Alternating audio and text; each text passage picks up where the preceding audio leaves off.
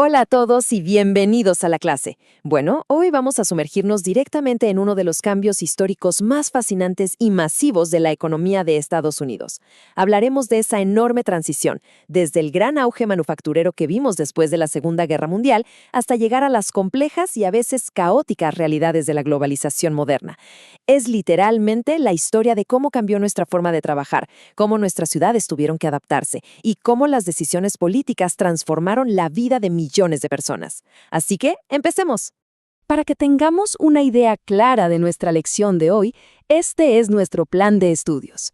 Primero, el auge de la posguerra y el cinturón de óxido. Segundo, la tecnología y el libre comercio. Tercero, la economía de servicios. Cuarto, el declive de la clase obrera y el populismo. Y cerraremos con el punto 5, el futuro de la globalización.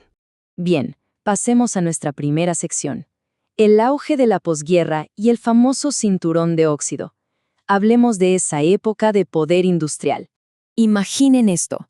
Justo después de la Segunda Guerra Mundial, Estados Unidos era, sin lugar a dudas, la superpotencia industrial del mundo entero. Era una era definida por fábricas gigantescas y una prosperidad laboral que no se había visto antes. Ciudades como Detroit, Pittsburgh y Cleveland estaban en pleno apogeo, construyendo una clase media increíblemente fuerte. Estas ciudades bullían gracias a las acerías y las plantas de automóviles, dando a millones de personas empleos excelentemente pagados. Y aquí está el detalle clave para sus apuntes. Toda esta estabilidad financiera se lograba con trabajo manual duro, sin necesidad de tener un título universitario. Era la encarnación misma del sueño americano. Pero, como siempre en la historia, las cosas cambian. A partir de la década de 1970, el país se topó con un muro llamado desindustrialización. Concepto clave aquí. Naciones que se estaban recuperando y creciendo a pasos agigantados como Japón y Corea del Sur empezaron a competir fuertemente. Esto, sumado a nuevas estrategias corporativas, hizo que esas fábricas estadounidenses que parecían invencibles empezaran a cerrar sus puertas. Básicamente, las empresas comenzaron a trasladar sus operaciones a otros países donde la mano de obra era simplemente más barata. Y el impacto de esto fue tan fuerte en zonas específicas que dio origen a un término histórico que todavía usamos muchísimo, el cinturón de óxido o Rust Belt en inglés. Se le llama así porque describe literalmente a esas regiones del medio oeste y el noreste del país que quedaron salpicadas de fábricas abandonadas y, oxidándose con el tiempo. Comunidades enteras, que alguna vez fueron el motor del país, de repente vieron cómo su gente se iba y la pobreza comenzaba a instalarse. Para que realmente dimensionemos el inmenso costo humano de este cambio económico, solo hay que mirar a Detroit. Es increíble, pero Detroit pasó de ser una de las ciudades más ricas de todo Estados Unidos, el corazón absoluto de la industria automotriz, a declarar oficialmente la bancarrota en el año 2013. Es un golpe de realidad tremendo que nos muestra cómo los grandes cambios económicos globales pueden devastar por completo a una comunidad a nivel local. Lo que nos lleva a la sección 2, tecnología y libre comercio. Vamos a analizar a los dos grandes disruptores de esta historia. El primer gran disruptor fue la automatización. Fíjense, la llegada de enormes brazos robóticos a las líneas de ensamblaje de automóviles fue un éxito total para la eficiencia y ayudó a reducir los costos corporativos de forma masiva. Pero claro, la otra cara de la moneda es que estos robots desplazaron el trabajo manual humano. Las máquinas empezaron a hacer lo que antes hacían equipos enteros de obreros, marcando un cambio irreversible en el piso de las fábricas. El segundo disruptor llegó en la década de los 90, cuando el gobierno se sumergió de lleno en el libre comercio. El hito más importante aquí es la firma del TLCAN, o NAFTA por sus siglas en inglés, en 1994. Otro concepto vital. La idea oficial detrás de este acuerdo era eliminar las barreras comerciales entre Estados Unidos, Canadá y México, buscando bajar los precios para todos los consumidores y ayudar a las empresas a exportar y competir mejor en el mercado global. Pero en la práctica, los resultados fueron bastante complejos. Por un lado, tuvimos sectores que ganaron en grande, como la agricultura y las finanzas, y las corporaciones multinacionales consiguieron acceso a piezas y mano de obra mucho más baratas. ¿Pero quiénes perdieron? Las comunidades que aún sobrevivían en el cinturón de óxido. Muchos de esos empleos de fábrica cruzaron la frontera hacia México, donde pagar salarios era muchísimo más económico, dejando atrás enormes edificios industriales vacíos.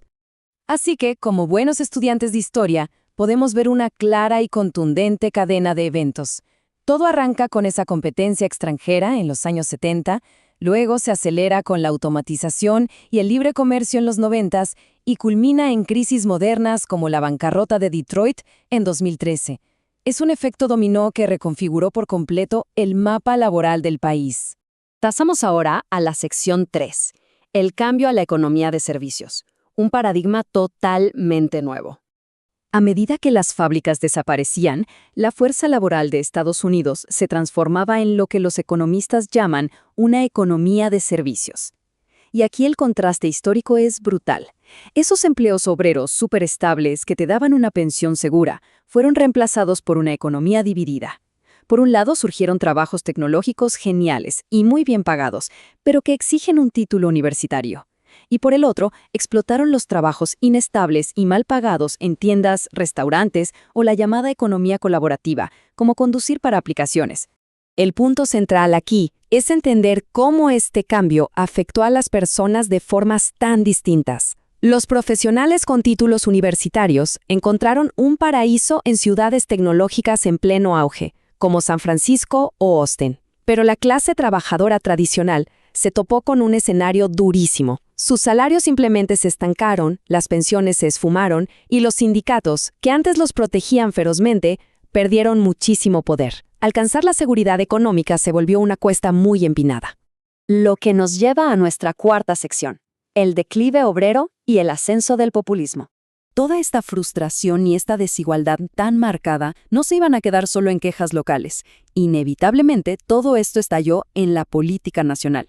Para la década de los 2000, millones de trabajadores de fábricas sentían que el sistema los había abandonado, priorizando las grandes ganancias globales corporativas por encima de la estabilidad en casa.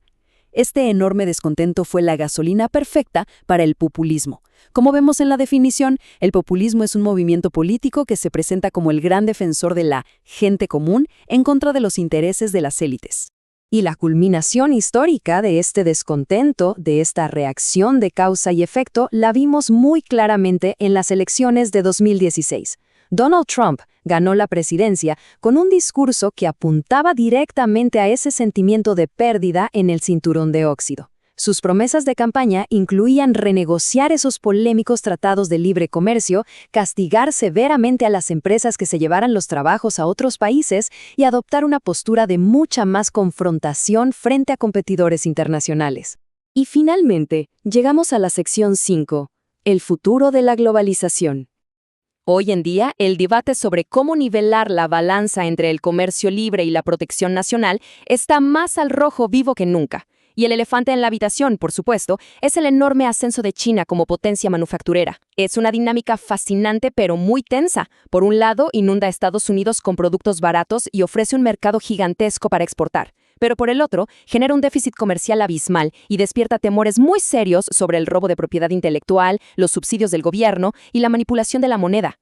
Hoy ya no hablamos solo de competencia comercial, hablamos de una rivalidad estratégica profunda.